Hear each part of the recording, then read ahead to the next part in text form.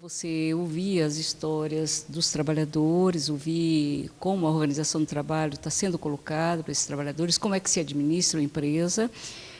Então, esse aspecto de eles refletirem o seu dia a dia e estarem atentos com aquilo que ocorre dentro da empresa, ele é muito positivo.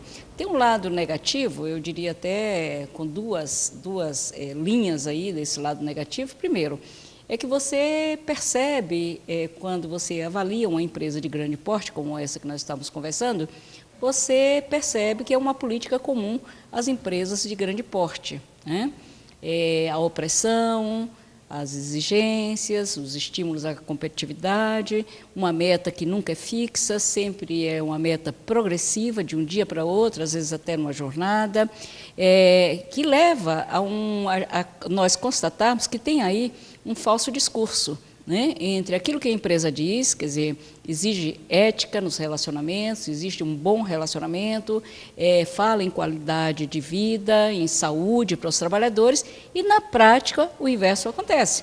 Quer dizer, imagina uma grande empresa como essa, os trabalhadores não terem tempo para ir a um banheiro sequer, quando vai ao banheiro tem que ir rapidamente, ou esse mesmo trabalhador que é exigido uma meta quase que impossível de ser cumprida, e eles cumprem, em que um trabalhador termina ficando contra o outro se algum colega adoece ou se algum colega tem alguma limitação. Ou até mesmo uma nova contradição é que aqueles que adoecem em consequência do trabalho realizado na empresa terminam sendo colocados como improdutivos, numa linha que não existe, numa linha fantasma.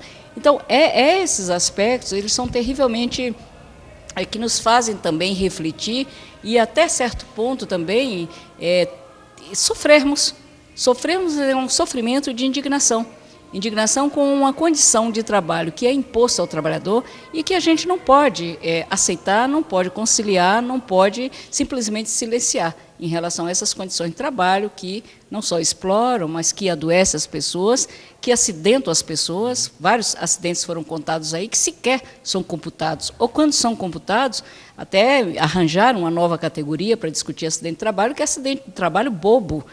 Todo acidente é um acidente, não existe essa característica de acidente do trabalho bobo. Quando você diz que um acidente é bobo, você está descaracterizando, você está diminuindo a importância daquele acidente e você está fazendo pior, você está omitindo o acidente. E isso é uma violação de direitos. E, ao mesmo tempo, uma empresa como essa fala em responsabilidade social, se diz que é responsável socialmente. Ora, que responsabilidade é essa que rompe com essa responsabilidade no intramuros, que viola direitos de trabalhadores, que sonega informações, que sonega direitos, que omite doenças, que omite acidentes? Eu não sei como, para mim é uma contradição. É uma empresa que fala algo fora dos muros dela e dentro dos muros ela tem uma outra prática com seus trabalhadores. Isso tudo em pleno século XXI, ainda os trabalhadores são obrigados a trabalhar sob o signo do medo.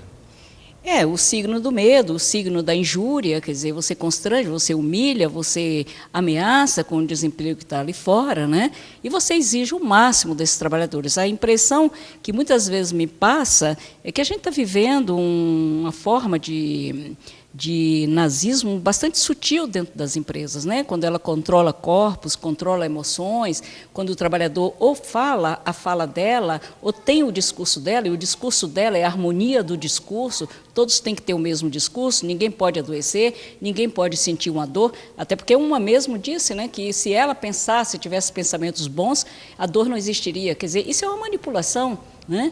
Quer dizer, isso é uma tentativa de colocar no adoecido a responsabilidade pelo próprio adoecer, né? Quer dizer, o que é um contrassenso. As pessoas adoecem não porque elas querem, ninguém quer adoecer. As pessoas adoecem porque trabalham e trabalham mais do que um escravo. As pessoas não têm tempo para si, não têm tempo sequer de fazer um amigo dentro da empresa. Então, é essa condição de trabalho precária, e eu diria aí precária no sentido mais amplo, né? Não só de baixo salário, não só de superexploração, mas dessa tentativa de controle constante, um controle severo, né, um disciplinamento, um adestramento dos trabalhadores e das trabalhadoras, como se eles não fossem seres humanos, mas como se eles fossem uma coisa, ou mesmo até uma extensão da própria máquina. Quer dizer que, então, hoje, além da saúde física, que é afetada por acidentes, por uma série de outras situações, de esforços repetitivos, é afetada também a saúde mental dos trabalhadores? Certamente. Quando você trabalha em qualquer que seja a empresa, qualquer que seja o tamanho, você quer ser reconhecido por aquilo que você dá de melhor de si. E quando você está trabalhando, você está dando o melhor de si. Então, o trabalho tem uma importância muito grande. Na medida em que você é desqualificado de uma forma sistemática, ou não é reconhecido por aquilo que você faz, ou existem essas coações, imagina, em pleno século XXI, uma pessoa leva um atestado, que tem que fazer uma via crucis, ir ao ambulatório, o gestor tem que dar uma... E vai rompendo com a própria ética, porque ela mostra aquele atestado de saúde que é dela, né? Não só ao gestor, não só ao médico, não só ao seu chefe, e ainda tem que responder um questionário do porquê adoeceu, como adoeceu, por que foi a médico. Quer dizer, o que é isso, afinal? Né? Que tipo de empresa é essa? Uma empresa dessa pode falar em trabalho humanizado? Eu acredito que nós estamos diante de uma situação hoje no mundo do trabalho, né? E de relações desumanas, né? Relações desumanas não porque o outro é ruim, mas porque é imposto de cima para baixo uma política totalmente sem contato com a realidade, porque essa política é imposta pelos gestores, ela só vê o lucro, né, como o ponto final, a finalidade é essa, o lucro, e por isso tem que se produzir mais e mais e mais. As condições em que essa produção acontece, isso é o de menos para a empresa. Se alguém adoece, que seja jogado fora como um refúgio mesmo social, como lixo, né? Quer dizer, as pessoas passam a não ter valor. Então, nessa situação, mesmo que não tenha acontecido com um, mas só o fato dele testemunhar o que está acontecendo com outros afeta a saúde mental, né? E essa saúde mental não é porque a pessoa seja fraca, seja frágil, seja sensível, é porque o que é forte aí é a forma de administrar com mão de ferro. O que é forte aí é a forma dessa gestão pelo medo, pela injúria, que coage o tempo todo, nas diferentes práticas da empresa.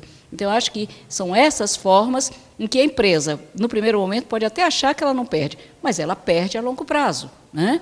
E eu diria que é uma forma de administrar burra, essa forma de administrar pelo medo e pela injúria que as empresas hoje, as multinacionais e as grandes empresas nacionais, vêm cometendo no seu dia a dia. Eu acho que chegou o momento dos dirigentes sindicais refletirem atentamente relacionado aí ao ambiente de trabalho, à organização do trabalho, e os trabalhadores como um todo, se sensibilizarem no sentido de procurar os seus sindicatos, de se organizarem, né, e de dar um basta. A saída, muitos dirigentes dizem, eu concordo plenamente, a saída não é individual, a saída não é quando eu adoeço, simplesmente é que eu olho o que aconteceu comigo. A saída passa pela amizade, passa pela solidariedade, passa pelo fazer junto e passa também pelo contestar junto, pelo resistir junto e por pensar novas formas de transformar esse mundo do trabalho num mundo do trabalho, de fato, digno e decente. Porque até esse momento, até essa data, o que nós vimos aí, a gente está em frente com um mundo do trabalho indecente e muito longe de ser digno.